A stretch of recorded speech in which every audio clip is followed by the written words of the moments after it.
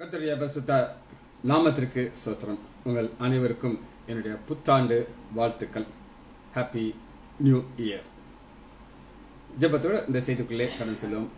யோசனையேல் கரியவரே ஆராதனை ஆராதனை, செயல்களிலே வாழவரே ஆராதனை ஆராதனை. ஓசானா உன்னத தேவனே, ஓசானா ஓசானா ஓசானா ஓசானா ஓசானா ஓசானா.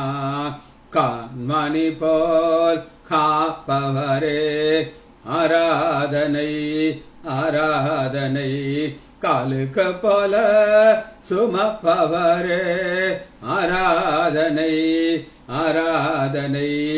ஓசானா உன்னத தேவனே, ஓசானா ஓசானா ஓசானா ஓசானா ஓசானா ஓசானா. சிலுவையினால் மீட்டவரே ஆராதனை ஆராதனை, சிறகுகளால் மூடுபவரே ஆராதனை ஆராதனை. ஓசானா உன்னத தேவனே, ஓசானா ஓசானா ஓசானா. வாலி நடத்தும் வீண்மீனே ஆராதனை ஆராதனை, ஒளி வீசாம் விடிவெள்ளியே ஆராதனை ஆராதனை. ஓசானா உன்னத தேவனே, ஓசானா ஓசானா ஓசானா ஓசானா ஓசானா ஓசானா. தேடி என்னை காண்பவரே ஆராதனை ஆராதனை, தினம் தோறும் தேற்றுபவரே ஆராதனை ஆராதனை. ஓசானா உன்னத தேவனே, ஓசானா ஓசானா ஓசானா. பரிசுத்தரே படைத்தவரே ஆராதனை ஆராதனை, பாவங்களை மன்னிப்பவரே ஆராதனை ஆராதனை. ஓசானா உன்னத தேவனே, ஓசானா ஓசானா ஓசானா. உறுதியான அடித்தளமே ஆராதனை ஆராதனை, விலை உயர்ந்த மூலைக்கல்லே ஆராதனை ஆராதனை. ஓசானா உன்னத தேவனே, ஓசானா ஓசானா ஓசானா. இயேசுவின் ஜெபங்கள் பிதாவே, ஆமென். கர்த்தருடைய பரிசுத்த நாமத்திற்கு ஸ்தோத்திரம். ஆரோக்கியராஜ் பிரதர் பிரைஸ்லார், டேனியல் ராஜேஷ், நாகரத்னம் அம்மாள் பிரைஸ்லார். உங்கள் அனைவருக்கும் என்னுடைய புத்தாண்டு வாழ்த்துக்கள். இந்த புத்தாண்டு நமக்கு ஒரு விசேஷமாக புத்தாண்டாக இருக்கும் என்ற நம்பிக்கையோடு இந்த செய்திக்குள்ளே கடந்து செல்வோம். சரி, செய்திக்கு ஆதாரமான வசனத்தை சங்கீதம் 32வது அதிகாரம் 8வது வசனத்தை நம்ம சங்கீதம் 32:8. நான் உனக்கு போதித்து. இந்த வருஷம் 2004வது வருஷம் ஆண்டவர் நமக்கு டீச் பண்ணணும். 2024 டாக்டர் கரெக்டா சொல்லிட்டாங்க. அப்ப நமக்கு ஒரு டீச்சிங்னா என்னது சொல்லுங்க பார்ப்போம். இப்ப டாக்டர் என்னை கரெக்ட் பண்ணுறாங்க. நான் 2004 சொல்லிட்டேன். அதாவது ஒரு நைட்ல ஆலயத்துக்கு போனோம். இந்த செய்தி நல்லா கேட்டுங்க. பாஸ்டர் ஜோ டேனியல் கொடுத்த செய்தி. இந்த செய்தி எங்கிருந்து வந்தது நான் உங்களுக்கு சொல்லிடுறேன். யார் யாரெல்லாம் நேற்று ஆலயத்தில் இருந்தீங்களோ அவங்களுக்கு இது பழைய செய்தி, வராதவங்களுக்கு இது புது செய்தி. சரி, ஏன்னா ஒரு சிலர் ஆலயத்துக்கு வர முடியாதவர்களுக்காக இந்த செய்தி, அவருடைய செய்தி நான் உங்களுக்கு கொடுக்குறேன். 2024 ஒரு பேரலான 2 காரியம் செய்ய வேண்டியது. ஒன்று அவர் செய்யணும், இன்னொன்று நம்ம செய்யணும். அவர் இன்ஸ்ட்ரக்ஷன் கொடுப்பாரு, நம்ம அதன்படி செய்யணும். சரியா? ரெண்டுக்கும் ஒரு வித்தியாசத்தை நம்ம இன்னைக்கு பார்க்க இருக்கிறோம். வாசிப்போமா? 32வது அதிகாரம் 8வது நான் உனக்கு போதித்து நீ நடக்க வேண்டிய வழியை உனக்கு காட்டுவேன். 2024வது வருஷத்துல நாம் ஒரு பாதையில போக வேண்டியது. அந்த பாதை எப்படி இருக்கு நமக்கு தெரியாது, அது வித்தியாசமான பாதையா இருக்கும். ஆனா அந்த பாதையில நாம் கடந்து போறதுக்கு 2 காரியங்கள் தேவை. ஒரு பக்கம் ஆண்டவர் நமக்கு போதிக்கணும், இன்னொரு பக்கம் நாம் என்ன செய்ய வேண்டும் நான் உங்களுக்கு காட்டப்படும். அடுத்து அவர் என்ன செய்வார் அப்படின்னு கேட்டீங்கன்னா, உன்மேல் என் கண்ணை வைத்து உனக்கு ஆலோசனை சொல்லுவேன். போதிக்கிறது வேற, ஆலோசனை வேற. ஆலோசனைங்கிறது வேற, கட்டளைங்கிறது வேற. ஆண்டவர் ஒரு சில காரியங்கள ஆலோசனை கொடுப்பார். நீ எனக்கு ஊழியம் செய்யலாம்லப்பா அப்படின்னு சொல்லி. நேற்று என் மக செய்தி சொல்லும் போது அவர் சொல்றார், ஃபாதர் பெர்க்மன்ஸ் பாட்டு எங்க வீட்டுல பாடிக்கிட்டே இருக்கும். அப்ப ஊழியத்தை செய்ததுனால ஒரு பாடல் வந்து அதை நான் கட் பண்ணிடுவேன், நான் பாட மாட்டேன், ஏன்னா நம்ம எங்க ஊழியம் செய்யறோம் அப்படின்னு சொன்னா. நான் கடைசியில சொன்னா ஒரு வெற்றி பவன் இருக்குது, அந்த வெற்றி பவனில் நாம் ஆண்டவராக இயேசு கிறிஸ்துல பக்கம் இருக்கிறோம், அதனால நம்ம எல்லாருக்குமே ஊழியம் செய்யணும்னு சொல்லி ஒரு அழகான ஒரு எக்ஸ்பிளனேஷன் கொடுத்தார். அதுபோல இங்க ஆண்டவர் அது ஒரு ஆலோசனையாக சொல்லுவார். எதை ஆலோசனை சொல்லுவார்? அந்த உனக்கு ஆலோசனை சொல்லுவேன், உன்மேல் என் கண்ணை வைத்து. ஆனா அதே நேரத்துல உனக்கு போதித்து இந்த டீச்சிங்கை மாற்ற முடியாது. பிடிக்குதோ பிடிக்கலையோ அந்த டீச்சிங்குள்ளதான் நீங்க வர வேண்டும். சரி, ஒரு சில வசனங்களை நம்ம பார்க்க போகிறோம். ஏசாயா 55வது அதிகாரத்துக்குள்ள வரும். ஏசாயா 55வது அதிகாரம் 6வது வசனத்தை வைக்கலாம். 55:6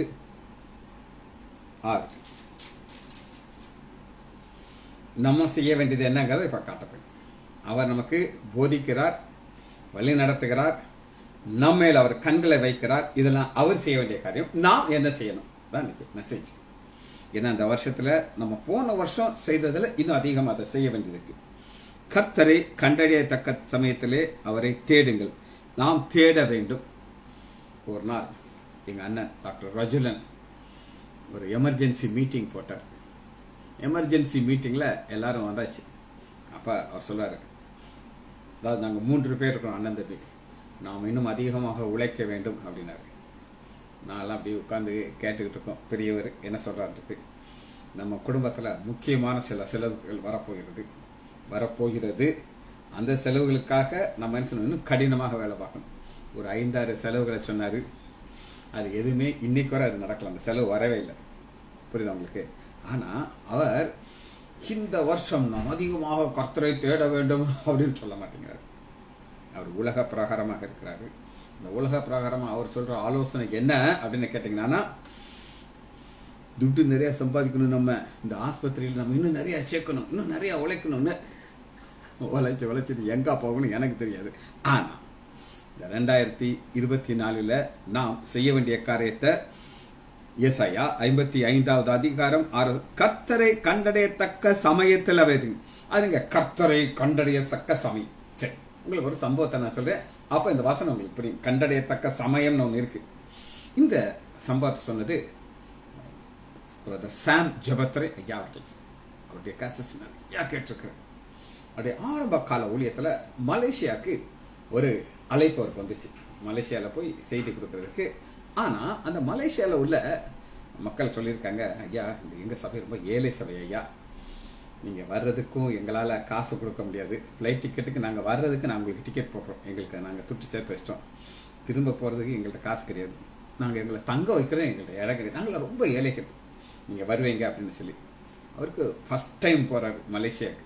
ஒரே சந்தோஷம் அவருக்கு, மலேசியா போறோம், டிக்கெட் வந்து சேர்ந்துருச்சு அவர்கிட்ட. அப்ப அவருடைய நண்பர்கிட்ட சொல்றாரு, இப்போ ஒரு ஃபோன் நம்பரை கொடுக்குறாரு, இந்த நம்பரை நீ கூப்பிடு, பேசுனா அவர் ஊழியக்காரர்களை வீட்டில் வச்சு அவரே ஏர்போர்ட்டுக்கு வந்து காரில் கூட்டிட்டு வருவார் அப்படின்னு சொல்லி. ஒரே சந்தோஷம். ஃபோன் பண்ணி, பிரதர் சாம் ஜபத்ரனோட அவருக்கு ஒரே பிரதர் நீங்களா பேசுறீங்க, ஐயோ காஸ்ட் எத்தனை கேட்டிருக்கேன், என்ன விஷயம் சொல்லுங்க, நான் மலேசியா வரீங்களா, அவன் எங்க வீட்டுல தங்கணும், இருக்கு தெரியாது, ஒரு வழியில் இங்கதான் தங்கணுங்கிற தெரியாது. நேரா ஏர்போர்ட்டுக்கு காரை வந்துட்டார், அவரே ஓட்டிட்டு வர்றாரு. வந்து கார்ல ஏறி உட்கார்ந்த உடனே இவர் சொல்றாரு, ஏன்டா இந்த கார்ல ஏறணும்னு ஆயிப்போச்சு அப்படிங்கிறாரு. ஏன்னா கார்ல ஏறின உடனே அந்த பணக்காரர் ஊழியக்காரர்களை திட்டுறாரு, அந்த திட்டுறாரு. இவர் ஒரு ஊழியக்காரர், இவருடைய இருதயம் வேதனைப்படும் அவர் கண்டுக்கிடவே இல்லை. திட்டாரு திட்டிக்கிட்டு இருக்காரு. வீட்டுக்கு கொண்டு வந்து விட்டாரு. ஒரு பெரிய ரூம் சொல்றாரு, வாசல் இவ்வளவு பெரிய ரூம் நான் பார்த்தது இல்லைங்கிற. அந்த ரூம்ல போய் தங்க வைக்கிறாரு. பிரதர் 15 நிமிஷம் உங்களுக்கு டைம், அதுக்குள்ள குளிச்சுட்டு ஃப்ரெஷ் ஆகி வாங்க, உங்களுக்கு டிஃபன் ரெடியா இருக்குன்னு சொல்லி. இருக்கு ரொம்ப பசி. ஏறி உட்காந்துட்டு ஏர்போர்ட்ல வந்து குளிச்சுட்டு உட்கார டேபிள் சாப்பிடத்தோடு அது மறுபடியும் கதை ஆரம்பிச்சிட்டான். அவன் அப்படி பண்ணனா, இவன் இப்படி பண்ணனா, அப்படி பண்ணனா, இப்படி அவன் இவன் தீட்டு இருக்கான். இன்னொருக்கு வருத்தமா இருந்துச்சு. சரி நானே உங்களை போய் உங்க சர்ச்சில் விடுறேன்ட்டு இவர் நேராக அவரை கொண்டு சர்ச்சில் விட்டுட்டு இவர் மெசேஜ் கொடுத்துக்கிட்டே இருக்காரு. திடீர்னு 4 பேர் தேடி வர்றாங்க. ஐயா நீங்கள் அவசரமாக ஒரு ஹாஸ்பிட்டலுக்கு வரணும், உங்களை கொண்டு வந்து விட்ட கோடீஸ்வரன் ஹார்ட் அட்டாக்ல ஐசியூவில் படுத்துக்காரு, உங்களை பார்க்கணுன்னு சொல்றாரு, நீங்கள் தயவு செய்து வரணுன்றார். இவருக்கு இந்த செய்தி கொடுக்கறத தான் வந்திருக்காரு. பாஸ்டர் நீங்கள் இல்லை, நீங்கள் போங்க, அதுவரை நான் இனிச்சிறேன், என் பிள்ளைகளுக்கு என் ஆடுகளுக்கு நான் செய்தி சொல்றேன்ட்டு இவர் அவசரமாக கார்ல ஏறி அனுப்புறாங்க. ஐசியூ போனான்னா உள்ள விட மாட்டேங்கிறாங்க. டிஃபிகல்ட்டியில் பவர் ப்ரெஷர் வச்சு உள்ள கூட்டிட்டு போயாச்சு. போனா அந்த பணக்காரர் ஆக்சிஜன் இருக்குது, பேச முடியல. இவரை பார்த்து இப்படிங்கிறாரு என்னென்னமோ சொல்றாரு, இப்படிங்கிறாரு. கருத்தை முடிச்சு அதோட முடிஞ்சிருச்சு. அவர் ஆண்டவருடைய பிள்ளைகள் மேல கோபம். ஆண்டவரை பிடிக்குமா தெரியாது, அவருக்கு பணம் இருக்குது, அவருக்கு ஒரு டைம் பாஸ் என்னன்னா ஊழியக்காரர்களை வீட்டில் தங்க வைக்கணும், அப்புறம் அவங்களுக்கு திட்ட வேண்டியது. ரட்சிக்கப்படாத ஒரு மனிதன். அதைத்தான் இந்த வசனம் சொல்லுது. நமக்குள்ள இப்படி ஒரு குறை இருந்தா 2024 கேர்ஃபுல்லா இருக்கும். அதான் கர்த்தரை கண்டடையத்தக்க சமயத்தில் அவரை தேடுங்கள், அவர் சமீபமா இருக்கலை, அவரை நோக்கி கொடு. இன்னைக்கு அவர் சமீபமாக வந்துடுறாரு. சமீபமாக வந்துட்டாருன்னா உங்களுக்கு எப்படி தெரியும்? வருஷத்துக்கு நம்ம வந்துட்டோம். 2023 முடிப்பமான நமக்கு தெரியாது. எத்தனையோ வகையில் மறித்து மண்ணோடு போயிருக்காங்க. ஆனா நம்மளை ஆண்டவர் செஞ்சிட்டாரு, கொண்டாட்டார். ஸோ முதல் குறிப்பு, கண்டடையத்தக்க சமயத்தில் ஆண்டவரை நம்ம தேட வேண்டும். அடுத்து நம்முடைய வாழ்க்கையில ஆண்டவர் என்ன நம்மகிட்ட எதிர்பார்க்கிறார்? அவருக்கு ஒரு எதிர்பார்ப்பு இருக்குங்க. எல்லாருக்கும் ஒரு எதிர்பார்ப்பு இருக்கும். ஒரு கோடீஸ்வரனுடைய மனைவிக்கு என்ன எதிர்பார்க்கும் அப்படின்னா, என் கணவன் டைமண்ட் நெக்லஸ் வாங்கி கொடுக்கணும், இனி அமெரிக்கா கூட்டிட்டு போகணும், எனக்கு லட்சக்கணக்கான பணம் எனக்கு கொடுக்கணும். அது அந்த அம்மாவுடைய எதிர்பார்ப்பு. ஆனா நம்முடைய ஆண்டோடைய எதிர்பார்ப்பு என்ன அப்படின்னு கேட்டீங்கன்னா, நீதிமொழிகள் 16வது அதிகாரத்திற்குள்ள வரும் 7வது வசனம் 16:7, ஒருவனுடைய வழிகள் கர்த்தருக்கு பிரியமாயிருந்தால் அவனுடைய சத்துருக்களும் அவனோட சமாதானம் இருக்கும்படி செய்வார். அவருடைய வல்லமை நாங்க பாக்குறோம். இப்ப போன வருஷத்துல நிறைய போராட்டங்கள் இருந்திருக்கும். உங்களுக்கு இருந்து சொல்லி எனக்கு இருந்துச்சு. ஆனா அந்த போராட்டத்தெல்லாம் முடிக்கும் போது ஆண்டவர் 2023வது வருஷத்தை எப்படி எனக்கு முடிச்சு கொடுத்தாருன்னா, எங்க மகள் செய்தியின் மூலமாக. மகள் புல்பிட்டில் ஏறி ஒரு செய்தியை சொன்னா, அது 31வது நாள், கடைசி நாள் அன்னைக்கு இருந்த ஒரு காரியத்துல ஆண்டவர் எப்படி உயர்த்தினார் அப்படின்னு கேட்டீங்கன்னா, அந்த நேரத்துல ஒரு விசேஷமான ஒரு பிளஸிங் ஆண்டவர் கொடுத்தார். என் மக புல்பிட்டில இருந்து செய்தி சொல்றான். ஒரு தகப்பன் இருதயம், இதுல இருக்கிற சந்தோஷம் வேற எதுலையுமே கிடைக்காது. அதுக்கு காரணம் என்னன்னா, இந்த வசனத்தை நான் உங்களுக்கு வாசிக்கிறேன். நீதிமொழிகள் 16வது அதிகாரம் 7வது வசனம், ஒருவனுடைய வழி கர்த்தருக்கு பிரியமா இருந்தார். இப்ப நம்ம வழியை பார்த்துக்கிட்டு இருக்கோம். இந்த வழியில நம்ம இந்த வருஷம் போக ஆரம்பிக்கிறோம். இன்னும் ஸ்டார்ட் ஆகல, முடிச்சாச்சு. அப்ப அந்த வழி கர்த்தருக்கு பிரியமா இருந்தால், இது ஒரு கண்டிஷன் வரும், பிரியமா இருந்தால். இப்ப நேற்று ஆலயத்துக்கு போயிட்டு வரதுக்கு ஏறக்குறைய 2 மணி ஆயிடுச்சு. டயர்டா படுத்துங்கிட்டேன். செய்தி எனக்கு தெரியும், பாஸ்டர் சொல்ற செய்தி தான் நான் உங்களுக்கு சொல்ல போறேன் அப்படின்னு. அப்ப காலையில் எந்திரிக்கும் போது அப்படி ஒரு சோர்வோடு எந்திரிக்கிறேன். ஆனா பிள்ளைகளை பார்க்கும்போது அப்படி ஒரு சந்தோஷம். அதனால ஆண்டவர் என்ன சொல்கிறான்? பிரியமா இருந்தா. இப்ப நான் மட்டும், எனக்கு வயசாயிடுச்சு, நான் படுத்து தூங்கலாம், கஷ்டமே இல்லை. ஆனா சீக்கிரமா எந்திரிச்சு ஜபத்தை முடிச்சுக்கிட்டு திருமணம் செஞ்சாச்சு, இந்த ஊழியத்துக்குள்ள வந்தாச்சு. அது காரணம் என்னன்னா, ஆண்டவர் எதிர்பார்க்கிறார் பிரியமாய் இருந்தால் ஒரு கண்டிஷன், அவனுடைய சத்துருக்களும் அவனோட சமாதானம் இருக்கும்படி செய்வார். இது என்னன்றதை நான் உங்களுக்கு விளக்கமாக சொல்ல போகிறேன். சரி, இது என்னன்றத நம்ம ஒரு வசனத்தின் மூலமாக நம்ம பார்க்க இருக்கிறோம். வாசிப்போமா? உசியா ராஜாவை குறித்து பார்க்க போகிறோம். உசியா ராஜாவை குறித்து நம்ம பார்க்க இருக்கிறோம். எடுத்துக்கொள்ளணும். 2 நாளாகமம் எடுத்துக்கொள்ளவும். 2 நாளாகமம் 26வது அதிகாரம் 3வது 26:3. ஊசியா ராஜாவாகும் போது 16 வயதா இருந்தான். 16 வயசுங்கிறது டீனேஜ். அந்த வயசுல என்னென்னவோ செய்யட்டும், மீச முளைக்கும். அது மற்ற மக்களுக்கெல்லாம் ரெஸ்ட்ரிக்ஷன் இருக்கும். மாணவருக்கு ரெஸ்ட்ரிக்ஷனே கிடையாது, என்னன்னாலும் செய்யலாம். அப்படிப்பட்ட ஒரு வயசு, அப்படிப்பட்ட ஒரு பொசிஷன். ஒரு குட்டி சம்பவத்தை நான் சொல்றேன். நான் ரட்சிக்கப்பட்டு ஆண்டவரை ஏற்றுக்கொண்டு ஊழியம் செய்ய ஆரம்பித்தேன். இப்போவுமே இந்த ஊழியத்தில் தான் இருப்பேன்.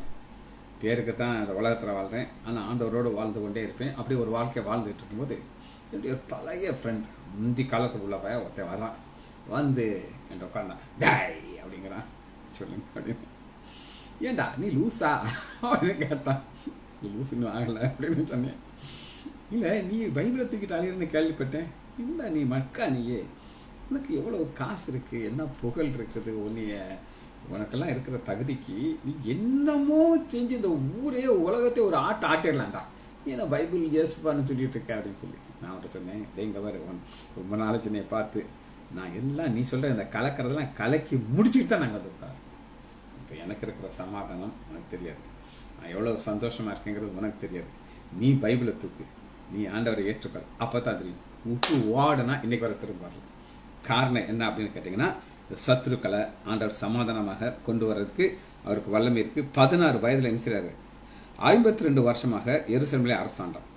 52 வருஷமாக அரசாளும் பொழுது எவ்வளவோ பிளஸும் வரலாம், மைனஸ் வரலாம். ஆனா நடந்தது என்ன அப்படின்னு நீங்க கேட்டீங்கன்னா பாருங்க, இந்த கீ வார்த்தை நான் காட்டப்படுறேன். இதுதான் கீ வார்த்தை. இந்த வருஷம் 2024 இது நமக்கு வரணும். இதான் நம்முடைய செய்தி. 26வது அதிகாரம் 5வது வசனம். தேவனுடைய தரிசனங்களிலே புத்திமானாய் சகரியாவின் நாட்களிலே தேவனை தேட மனதாய் இருந்தான். அப்போ ஒரு காலம் எடுத்துக்கணும். அங்கெல்லாம் போகிறாப்புல இல்லை. சகரியா நாட்கள் என்னன்றதை இப்ப நீங்க வீட்டில் பார்த்துக்கலாம், இப்ப கிடையாது. அவன் கர்த்தரை தேடின நாட்களிலே தேவன் அவன் காரியங்களை வாய்க்க செய்தார். இந்த ஒரு காரியத்தை தான் நம்ம எதிர்பார்க்கிறோம். இப்ப 2024 ஒரு வருஷத்துக்குலாம் நம்ம நுழைய இருக்கணும். நாம் ஆண்டவரை தேடணும். அது நம்முடைய வேலை. அவர் வேலை என்ன? நம்ம மேல அவர் கண்களை வைப்பார். நாம் நடக்க வேண்டிய காரியத்தை அவர் நமக்கு போதிக்கிறார். இந்த காரியங்கள்ல என் ரிசல்ட் அப்படின்னு ஒண்ணு இருக்கு. அந்த என் ரிசல்ட்ங்கிறது என்னன்னா, அவன் கர்த்தரை தேடின நாட்களிலே தேவன் அவன் காரியங்களை வாய்க்க செய்தார். இந்த வாய்க்க செய்தார்னா என்ன அப்படின்னு நான் உங்களுக்கு சொல்ல போறேன். ஒரு 15 நாளைக்கு முன்னாடி ஒரு ஆர்த்தோ சர்ஜரி எனக்கு தெரிஞ்ச ஒரு டாக்டர் பண்ணியிருக்காரு. பண்ணிட்டு 2.5 வருஷமா அந்த பேஷண்ட் நடக்க முடியல. மக கூட்டிட்டு வந்து, சார் எங்க அப்பாவால் நடக்க முடியல, ஏமா எக்ஸ்ரே எடுத்தேன்னு கேட்டேன். சார் எடுக்க மாட்டேங்கிறாரு டாக்டர், ஆப்ரேஷன் டாக்டர் எடுக்க வேண்டாங்கிறாரு. நமக்கு என்ன பிரச்சனை, எடுத்தாச்சு. எடுத்தா அவர் பண்ண அத்தனை உள்ள உடஞ்சி போயிருக்கு. பிளேட்டு ஸ்க்ரூ எல்லாம் உடஞ்சி தனித்தனியா நிற்கும். நான் சொன்னேன், அப்பா உங்க அப்பாவுக்கு திரும்ப ஒரு ஆப்ரேஷன் பண்ணணும், இதெல்லாம் எடுத்துட்டு வேற ஒரு டெக்னிக்ல அந்த சர்ஜரி பண்ணணும் அப்படின்னு நான் சொன்னேன். அந்த பொண்ணுக்கு ரொம்ப வருத்தம். சரிங்க சார், நான் கேட்டுட்டு வரேன். நான் போனேன். அந்த பொண்ணு எதுக்காக சொல்றேன்னா, நான் ஆப்ரேஷன் பண்றேன் இல்லை மாதிரி இருந்து டாக்டர் எனக்காக வந்து பண்றாங்க. பண்ணி முடிச்சுட்டு நான் நேராக ஆப்ரேஷன் பண்ண பிறகு நான் போயிடுவேன். போய் என்ன செய்வேன் அப்படின்னு கேட்டிங்கன்னா, முழங்கால் போடுவேன். ஆப்ரேஷன் பண்ண இடத்துக்கு முன்னாடி எந்த இடத்துல ஆப்ரேஷன் பண்ணியிருக்கோ அந்த இடத்துல ஏன் கையை வைப்பேன், ஜெபம் பண்ணேன். ஒரு எஸ்அப்பா, இந்த ஆப்ரேஷன் நீங்க செய்தீங்கப்பா, உங்க பரிசுத்த ரத்தத்தினால இதை மூடிக்கிறீங்க. நீங்க செய்த ஆப்ரேஷன் தப்பே வராது. இந்த ரத்தத்தினால மூடுறதுனால எந்த கிருமியும் உள்ள நுழையாது அப்படின்னு ஜெபம் பண்ணிட்டு வந்துட்டு அவரை கண்டுக்கிடவே மாட்டேன். அவர் பண்ணியிருக்காரு, நம்ம என்னத்துக்கு போட்டு மண்டையை உடைக்கணும். புரியுது உங்களுக்கு? நல்லா கேட்டுக்கோங்க. ஆண்டவர் காரியத்தை வாய்க்க பண்ணணும். எனக்கு வேற பிரச்சனை, உங்களுக்கு வேற பிரச்சனை. பாத்தீங்களா? அவன் கர்த்தரை தேடின நாட்களிலே தேவன் அவன் காரியங்களை வாய்க்க பண்ணினார். வாய்க்க பண்ணினார் அப்படின்னா என்ன அர்த்தம்னா, இத ஒரு பிளஸ் ஆக மாற்றிருக்கிறார். பாருங்க, அடுத்து பாருங்க, அவனுடைய எப்படி காரியத்தை வாய்க்க பண்ண. என் பிரச்சனை வேற, அவர் பிரச்சனை வேற. அவன் புறப்பட்டு பெலிஸ்தியரோடு யுத்தம் பண்ணி. பெலிஸ்தியர் பாத்தீங்கன்னா ஒரு பயங்கரமான ஒரு ஸ்ட்ராங் பீப்புள். பெலிஸ்தியர்னா யார் உங்களுக்கு தெரியுமா? சொல்லுங்க. கோலியாத். அப்படிப்பட்ட ராட்சசர்கள் மக்களோட யுத்தம் பண்ணி காத்திலே அலங்கத்தையும் யாப்பனிலே அலங்கத்தையும் அஸ்ரோத்திலே அலங்கத்தையும் இடித்து போட்டு அஸ்ரோத் நாட்டிலே பெலிஸ்தருக்குள் பட்டணத்தை கட்டினார். என்ன ஒரு ஆச்சரியமான காரியம்னா, அவங்களுடைய அரணெல்லாம் இடிச்சு போட்டு அவங்க நாட்டுக்குள்ள ஒரு பெலிஸ்தருக்குள் பட்டணங்களை கட்டினார். இந்த பட்டணங்கள்லாம் யார் பண்ண? யூதா பட்டணம் எங்க இருக்குது? பெலிஸ்தருக்கு. இதனுடைய ஆழமான ஒரு ரகசியம் என்ன அப்படின்னு கேட்டீங்கன்னா, இஸ்ரவேல் மக்கள் புறஜாதியாரோட இணைகிறது. பவுல் அதை சொல்லுகிறார், இஸ்ரவேலர்களும் யூதர்களும் நம்மளும், அதாவது புறஜாதியும் ஒன்னா மாத்துறாரு. இது ஒரு ரகசியம் எபேசியர்ல இருக்கு. இந்த ரகசியத்தை ஆண்டவர் அங்க காட்டுகிறார். எப்படி காட்டினா, உன் மேல நான் கண்களை வைப்பேன், உனக்கு நான் ஜெயத்தை கொடுப்பேன், நீ பெலிஸ்தியரை ஜெயிக்கிறது மட்டும் கிடையாதுப்பா, ஜெயிச்சு வர்றது ரொம்ப ஜெயிச்சு வந்தா சொல்லுவாங்க எல்லாத்தையும் அழிச்சு போட்டு. இப்ப நம்ம பாக்குறோம்ல, காசா பட்டணம் எப்படி மண்மேடா போய் கிடக்குது பாத்தீங்களா? சும்மா இருந்தா ஒழுங்கா இருப்பாங்க. ஆண்டோடைய பிள்ளைகளோட நோண்டினாங்க, வாங்கி கட்டிக்கிட்டாங்க, இப்ப ரோட்ல நிக்கிறாங்க. அப்ப அதுதான் நடக்கும். கம்ப்ளீட்டா டிஸ்ட்ரக்ஷன் தான் இருக்கும். ஆனா இங்க அப்படி கிடையாது. அங்க போய் அங்க ஒரு பட்டணத்தை கட்டிக்கிட்டு அப்படி ஜாலியா இருக்கிறார். இது ஒரு ரெண்டாவது பாருங்க, 7வது வசனத்தை பார்க்கிறேன். அந்த உங்களுக்கு கீ வசனம் நான் சொன்னது என்னன்னா, எதிரிகளும் நமக்கு ஒத்து போவாங்க. 7வது வசனம், பெலிஸ்தியரையும் கூர்பாவிலே குடியிருந்த அரேபியர்களையும் மகுதுனியரையும் வெல்ல தேவன் அவனுக்கு துணை நின்றார். கண் வைக்கிறாரு, ஆலோசனை சொல்றாரு, துணை நிற்கிறார். துணை நிற்கிறார்னா உங்களுக்கு எப்படி தெரியும்? எதிரிகள் மேல ஜெயிக்கிறதுக்கு உங்களுக்கு ஒரு வல்லமையை கொடுப்பார். துணை நிற்கிறார். இது அடுத்த அவருடைய காரியம்.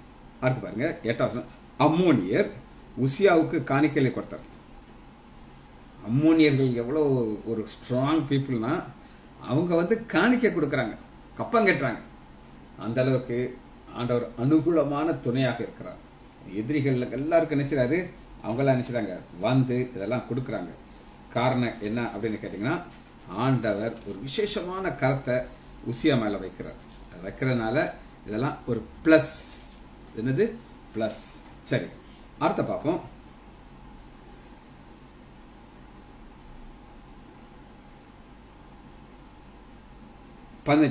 கோபுரத்தின் மேலும் அலங்கத்தின் மேலும் நின்று எல்லாம் ப்ரொடெக்ஷன், பாதுகாப்பு. இதெல்லாம் உசியா ராஜா செய்யறதுக்கு காரணம் என்ன அப்படின்னு கேட்டீங்கன்னா, எல்லா எதிரிகளும் சைட்ல ஸ்ட்ராங் ஆயிடுறாங்க.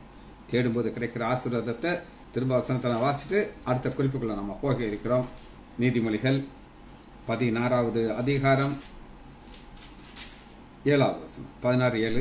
ஒருவனுடைய வழிகள் கர்த்தருக்கு பிரியமா இருந்தால் அவனுடைய சத்துருக்களும் அவனோடு கூட சமாதானப்படி செய்வார். அவர் செய்வார். இல்ல நம்முடைய அம்மோனியர் புத்திரர் எல்லாரையும் அடிச்சு பிடிச்சு உடைச்சிட்டு அங்க போய் ஒரு பட்டணத்தை கட்டி இருக்கான். சரி, அடுத்த குறிப்பாக நம்ம பார்க்க இருக்கிறோம்.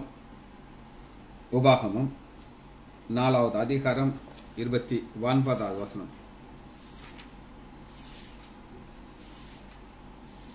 உபாகமம் 4:29. அப்பொழுது அங்கிருந்து உன் தேவனாய் கர்த்தரை தேடுவாய், உன் முழு இருதயத்தோடும் முழு ஆத்மாவோடும் அவரை தேடும் பொழுது அவரை கண்டடைவாய். இப்ப இந்த வருஷம் புதிய வருஷம். நம்ம எதெல்லாம் அறகுறையா இருக்கணும் நமக்கு தான் தெரியும். அதிகாலையில் நம்மள ஜெபத்தை இருக்கா இல்லையா? ஃபர்ஸ்ட் இருந்தா அந்த ஜெபம் இன்னும் அதிகமாக எப்படி மாறும் அப்படின்னு நீங்க எங்கிட்ட கேட்டீங்கன்னா, அது ஒருத்தருக்கும் ஒரு பாதை வச்சிருக்காரு. எனக்கு ஒரு பாதையை வச்சிருக்காரு. ஆண்டவரை துதிக்கும் போது முழங்கால் படிட்டு கண்களை மூடிட்டு ஆண்டவர் கொடுத்த பாடல் இன்னைக்கு நான் உங்களுக்கு பாருங்க. யோசனையில் பெரியவரே ஆராதனை ஆராதனை, செயல் காலிலே வாழவரே ஆராதனை ஆராதனை, ஓசனா உன்னத தேவனே ஓசனா ஓசனா ஓசனா. இதுதான் துதித்து பாடுறத இன்னும் நம்ம அதிகமாக நினைச்சணும், கிட்டி சேரணும். எங்கெங்கெல்லாம் டிஃபெக்ட் இருக்கோ முழு இருதயத்தையும். ஆண்டோடைய எதிர்பார்ப்பு ஒன்று இருக்குது. 29வது வசனம், அப்பொழுது அங்கே இருந்து உன் தேவனை கர்த்தரித்த. எங்கே இருந்து அப்படின்னு நீங்க கேட்டீங்கன்னா, நீங்க இருக்கிற இடம் அது புறஜாதியாருடைய இடம். நம்ம இருக்கிற இடம் புறஜாதியாருடைய இடம். ஆனா இங்க இருந்து நம்ம தேடணும், முழு இருதயம் முழு ஆத்மா. இந்த முழு இருதயம் முழு ஆத்மாவுக்குள்ள என்ன பிரச்சனை வந்துடும் அப்படின்னு கேட்டீங்கன்னா, ஏதாவது ஒரு விக்கிரம் வந்து உட்காந்துக்கூடும். அது என்னன்றதை நமக்கு டைம் இருந்தால் அதை நம்ம தியானிச்சு பார்ப்போம். சரி, வாசிக்கலாம். அடுத்து ஒரு நபரை நான் காட்ட போகிறேன், எடுத்துக்கொள்ளும். 2 நாளாகமம் 2வது நபரை பார்க்க போயிடும். 2 நாளாகமம் 14வது அதிகாரம் 7வது வசனம். 14:7.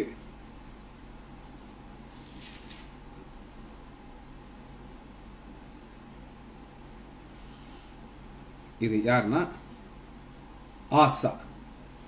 2வது வசனத்தை முதல்ல வாசிக்கிறேன். 2 நாளாகமம் 14:2. ஆசா தன் தேவனாகிய பார்வைக்கு நன்மையும் செம்மையும். பார்வைக்குன்னா என்ன? உங்களுக்கு கீ வார்த்தை என்ன சொன்னேன் அப்படின்னு கேட்டீங்கன்னா, கர்த்தர் கண்கள் நம்ம நோக்கமா இருக்கு. நம்முடைய வழிகளை அவர் போதிக்கிறார், கட்டளைகளை கொடுக்கிறார். நீதிமொழிகள் உங்களுக்கு வசனம் சொன்னேன். இப்ப அவர் பார்க்கிறாரு, பார்வைக்கு நன்மையும் செம்மையானதான் செய்கிறார். என்னது அப்படின்னு கேட்டீங்கன்னா அடுத்த வசனத்துல இருக்குது. அந்நிய தேவர்களின் பலிபீடத்தையும் மேடைகளையும் அகற்றி சிலைகளை உடைத்து விக்கிரத்துவங்களை வெட்டி தங்கள் பிதாக்களின் தேவனாகிய கர்த்தரை தேடவும். ஒரு டாக்டர் அவங்க எங்க ஹாஸ்பிட்டல் ஒர்க் பண்ணாங்க. அவங்க ஒரு கத்தோலிக்க சகோதரி எங்க ஆஸ்பத்திரியில் வேலை செஞ்சு வெளியில் அவங்க ஒரு கிளினிக்ஸ் வச்சிருக்காங்க. 2 பசங்க இருக்காங்க. அவங்க யாரை திருமணம் செய்தார்கள் அப்படின்னு கேட்டீங்கன்னா, ஒரு பெந்தேகோஸ்து சகோதரன் கல்யாணம். பெந்தேகோஸ்து போய் கம்மலெல்லாம் போடுறது கிடையாது, வளையல் போடுறது. ஆளை பார்த்தா பெந்தேகோஸ்து அக்கா மாதிரியே ஆயிட்டாங்க. ஆனால் நான் ஒரு நாள் போறேன், இதுக்கோ ஒரு கன்சல்டேஷனுக்கு போறேன். கையில் மாதாவுடைய பீடை வச்சு அப்படியே ஜபம் பண்ணிட்டு இருக்காங்க. இன்னும் இந்த விக்கிரம் உள்ளேல இருக்குன்ட்டு எனக்கு நல்லா தெரியுங்க. ஆரோக்கிய ராஜ்னு ஒரு பிரதர் இருக்காரு. அவரும் இதே விக்கிரத்திலிருந்து வெளியே வந்தார். அவர் கையில் பீடு இருக்கான்னு நான் நினைக்கிறேன், எனக்கு தெரியாது. ஆரோக்கியராஜ் தான் தெரியும் இருக்கா இல்லையா எனக்கு. நான் விசுவாசிக்கிறேன், அவர்கிட்ட இருக்காதுன்னு நான் விசுவாசிக்கிறேன். ஆனால் இந்த அக்கா கையில் பீடை வச்சு ஜோம் பண்ணிட்டு இருக்குது. பையன் கிட்ட இதை வச்சிருக்கேன்ட்டு அதுக்கு ஒரு மாதிரி இருக்கும் ஆயிடுச்சு.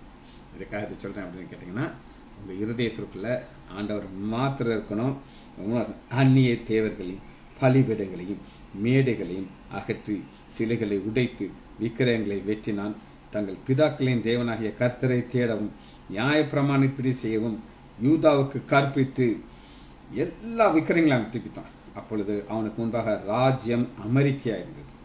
கர்த்தர் அவனுக்கு இளைப்பாறுதலை கட்டளையிட்டதுனாலே யுத்தமே இல்லாம இருந்துச்சு. இதுதான் நம்முடைய ஆண்டவர் இல்லை சார்ந்தாங்க. இதை குறித்து நான் உங்களுக்கு ஒன்று சொல்றேன். எங்க வீட்டுக்கு ஒரு கத்தோலிக்க சகோதரர், என்னுடைய தம்பியுடைய சொந்தக்காரர், அவர் வந்துட்டு அந்த வீடை பத்தி எக்ஸ்பிளைன் பண்றாரு. அவர் சொல்றாரு, ஒவ்வொரு வீடும் ஒரு ஆட்டம் பாம்பு. இப்படி உங்களுக்கு யார் சொல்லி கொடுத்தாங்கன்னு எனக்கு தெரியாது. ஒரு உருட்டியாச்சுன்னா ஆட்டம் பாம்பு என்ன வெடிக்குமோ அந்த அளவுக்கு வல்லமை இந்த வீட்டுல இருந்து வெளியே வரணும். எனக்கு சிரிப்பா இருந்துச்சு. இவர்கள் கிறிஸ்தவர்கள், இந்த ஜெபமாலைங்கிறது பைபிளே கிடையாது, யாரோ சொன்ன பொய்ய அவங்க முழுசா நம்பிக்கிட்டு இருக்காங்க. இதெல்லாமே விக்கிரகம் அப்படின்னு நீங்க நல்லா புரிந்து கொள்ள வேண்டும். சரி, இது 2வதாக ஒரு நபரை உங்களுக்கு காமிச்சிட்டேன். 3வதாக ஒரு நபரை பார்க்க போகிறோம். நம்ம எல்லாருக்கும் அறிமுகமான இந்த நபர் யார் அப்படின்னு கேட்டீங்கன்னா, எடுத்துக்கொள்ளுமா, ஆதியாகமம் 45வது அதிகாரம் 3வது நபரோட ஆண்டவர் கூட இருந்தார். அவர் ஏன் அவரோட கூட இருந்தார் நம்ம பார்த்து இந்த செய்தியை முடிக்க போயிடும். ஆதியாகமம் 45வது அதிகாரம் 45:5. இப்ப இது ஃபைனலா ஒரு காரியத்தை பார்க்கிறோம். அதாவது சகோதரர்கள் சொல்றாங்க யோசேப்பிட்ட, யோசேப்பு உன்னை நாங்க என்னெல்லாம் கொல்ல பார்த்தோம், ஆனாலும் எங்களை மேல எதுவும் தப்பு எடுத்துறாதீங்க அப்படின்னு சொல்றாங்க. அப்ப அதுக்கு அவர் என்ன பதில் சொல்றாரு அப்படின்னா, ஆண்டவரை முன்னாடி கொண்டு வரோம். இதுதான் நம்மளுடைய வாழ்க்கையில. அதனால இவரை கடைசியா பண்ணணும். இன்னைக்கு நல்லது நடந்தானா நம்ம என்ன செய்வோம், என்னதான் முடிச்சு இப்படி காலத்துக்கு ஒரு ஆட்டி காட்டிடுவோம். ஆனா யோசேப்படி இருதயத்தோட, முழு இருதயத்துல ஆண்டவர் இருந்தாருங்கிறது நான் காட்டுறேன். முழு இருதயத்தோட முழு ஆத்மாவோட இருந்து ஆண்டவர் தேடினார். மனுஷங்களே உள்ள விக்கிரமே கிடையாது பாருமா. அப்பொழுது யோசேப்பு தன் சகோதரி நோக்கி, என் கிட்டே வாருங்கள். அவர்கள் கிட்டி போனார்கள். அப்பொழுது நீங்கள் எகிப்துக்கு போகிறவர்களிடத்திலே விற்று போட்ட உங்கள் சகோதரனாகிய யோசேப்பு நான் தான். என்னை அவ்விடத்தில் விற்று போட்டதுனாலே நீங்கள் சஞ்சலப்பட வேண்டாம். நான் அருமையா இருக்கிறாங்க. கவலைப்படாதப்பா வித்ததுக்கு. இவங்க இந்த ஒரு பாயிண்ட்ல தான் பயந்துட்டு இருக்காங்க. அப்பா செத்து போயிட்டாரு, இப்ப இவன் எங்களை போட்டு தள்ளிடுவான் அப்படின்ட்டுதான் பயந்து சொல்றாங்க. நோ நோ நோ, கவலைப்படாத, வித்ததுக்கு அது உங்களுக்கு விசனமா இருக்க வேண்டாம். இப்படி யாராவது உங்கள்கிட்ட சொன்னா எப்படி இருக்கும்? ஒரு உதாரணத்துக்கு நான் சொல்றேன். நீங்க ஒரு பயங்கரமான ஒரு தப்பு பண்ணிட்டீங்க. இந்த தப்பு செஞ்சது அப்பா காதல் போயிருச்சு. இப்ப பெரம்பெடுத்து விலாசப்படுறாரு, எதெல்லாம் உடையும் நமக்கு தெரியாது. இப்படி ஒரு அடி உழப்பது நல்லா தெரியும். ஆனா அப்பா கூப்பிடுறாங்க, தம்பி வாப்பா எங்க கையில உட்காந்து. ரட்சிக்கப்படுவதற்கு முன்னாடி எங்க எப்போதும் அதான் தட்ஸ் அ பாயிண்ட். அது இல்லாம இருக்காது. ரட்சிக்கப்பட்ட பிறகு ஒரு அக்கா கையில இருந்தா நான் சொல்றேன் தம்பிட்ட. சரி, இப்ப காரியம் என்ன அப்படின்னு கேட்டீங்கன்னா, நான் வசனத்தை வாசிக்கிறேன். அது உங்களுக்கு விசனமா இருக்கணும். ஜீவ ரட்சனை செய்யும்படிக்கு தேவன் என்னை உங்களுக்கு முன்பே அனுப்பினார். ஆண்டவரை முன்குறித்துட்டாங்க. அவர் தான் இதை செஞ்சார். நீ எல்லாம் ஒண்ணும் கிடையாது. இதுதான் நம்முடைய 2024 நம்முடைய இருதயம் இப்படி இருக்கணும்.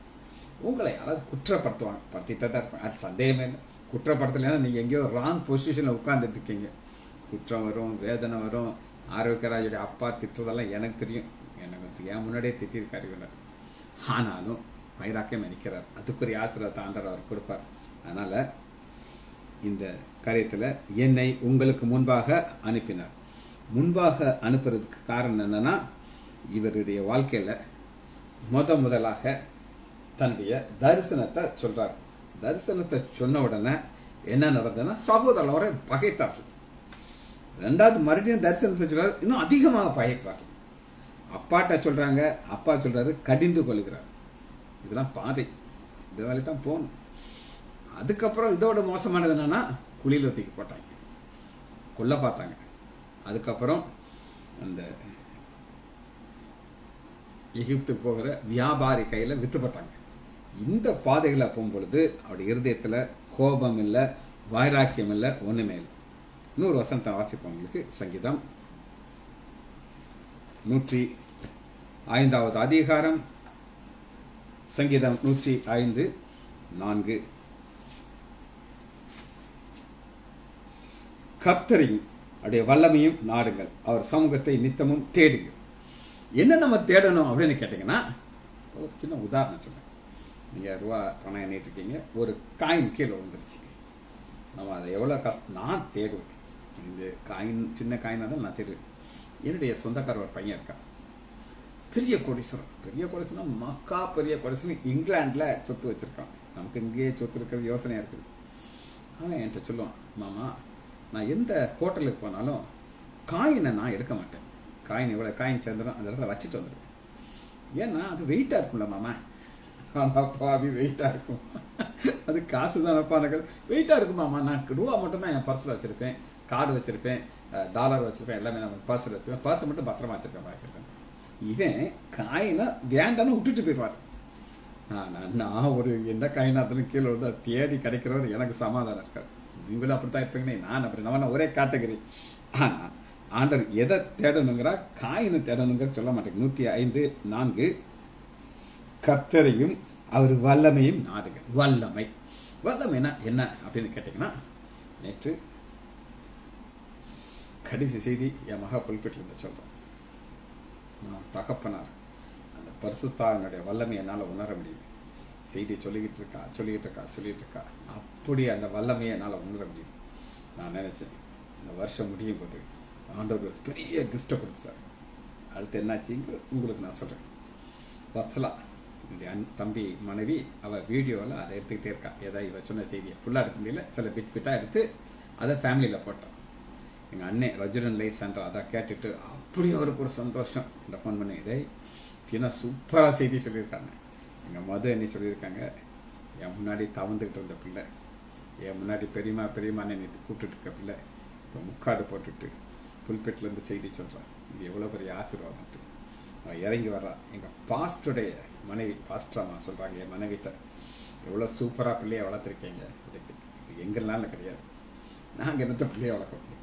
அடுத்தது என்ன அப்படின்னு கேட்டீங்கன்னா, கர்த்தரையும் அவர் வல்லமையும் நாடுங்கள். ஆண்டோடைய வல்லமை, பவர் நம்ம நம்ம மேல, நம்ம குடும்பத்து மேல இருக்கும். போன வருஷத்துல இருந்துச்சா அப்படின்னு எனக்கு தெரியாது. இந்த வருஷம் நமக்கு தேவை. நமக்கு தேவைன்றது பணம் தேவைதான், சொத்து தேவைதான், எல்லாம் தேவைதான்.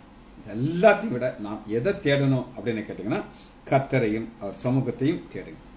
கடைசியாக ஒரு வசனத்தை நம்ம வாசிச்சு இந்த செய்தியை நான் முடிக்க இருக்கிறேன். இது ஒரு கீ வசனம். இந்த கீ வசனத்தை நான் கடைசியா வச்சுட்டேன். ஏன் கடைசியா வச்சுட்டேன் அப்படின்னு கேட்டீங்கன்னா, வாசிப்பாங்க. மத்தேயு 6வது அதிகாரம் 33 வசனத்துல நாம் கடைசியா சொல்றது உங்களுக்கு எஃபெக்டிவா இருக்கும். ஏன்னா கடைசி செய்தி இம்பாக்ட் ஆயிடுச்சு. முதலாவது, தேவனுடைய ராஜ்யத்தையும் அவருடைய நீதியும் தேடுங்கள், அப்பொழுது இவைகள் எல்லாம் உங்களுக்கு கூட கொடுக்கப்படும். நாம் என்ன செய்யணும் இந்த பூமியிலனா, தேவனுடைய ராஜ்யத்தை தேடணும். இந்த ராஜ்யம்ங்கிற ஒரு பெரிய ஒரு கான்செப்ட் நம்முடைய இருதயத்தை இருக்கணும். இந்த ராஜ்யத்தை குறித்த பல சத்தியங்கள் நமக்கு தெரியணும். என்னென்ன தேடுவோமோ இந்த ராஜ்யத்திற்குள் நம்ம பிரவேசிக்கணும். தேவனுடைய ராஜ்யத்துக்குள் பிரவேசிக்கிறதுக்கு அவருடைய நீதியை நாம் தேடணும். அப்பொழுது இவைகளாம் கூடங்கிற போனஸ். இப்ப அந்த காலத்துக்கு இப்ப கிடையாது. ஒரு சேலை வாங்கினா ஒரு பக்கெட் ஃப்ரீ. நான் பார்த்துருக்கேன். பெரிய மண்டபத்தில் போட்டிருப்பாங்க, வெளியில வரிசையா பக்கெட் அடிக்க வச்சிருப்பாங்க. ஒரு அக்கா சேலை வாங்குறாங்களோ இல்லையோ பக்கெட்டே பார்த்துட்டு இருப்பாங்க. பக்கெட் எனக்கு கிடைக்குமான்ட்டு. அது போல ஆண்டவர் நினைச்சாரு, உங்களுக்கு ஆட் பண்ணி நான் கொடுப்பேங்கிறார். 2024 வருஷத்துல ஆண்டவர் ஆட் பண்ணி கொடுக்க இருக்கிறார். ஜெபிச்சு முடிப்போமா? மகா இரக்கமும் கருவேமல்ல பிதாவே, துதிக்கிறோம் ஐயா. கர்த்தருடைய சமூகத்தினையும் அவருடைய வல்லமையும் நாங்கள் தேடுக என்று பிள்ளைகளாக இருக்க உதவி செய்யுங்க ஐயா. பிள்ளைகள் ஒவ்வொருவரையும் ஆண்டவராகிய இயேசு கிறிஸ்துவின் நாமத்தினாலே ஆசீர்வதிக்கிறேன். இந்த 2024 ஆண்டு இவருக்கு விசேஷமான வல்லமையான வருஷமாக இருக்க உதவி செய்யுங்கப்பா. இயேசுவின் நாமத்தினாலே ஜெபங்களின் பிதாவே, ஆமேன், ஆமேன், ஆம்.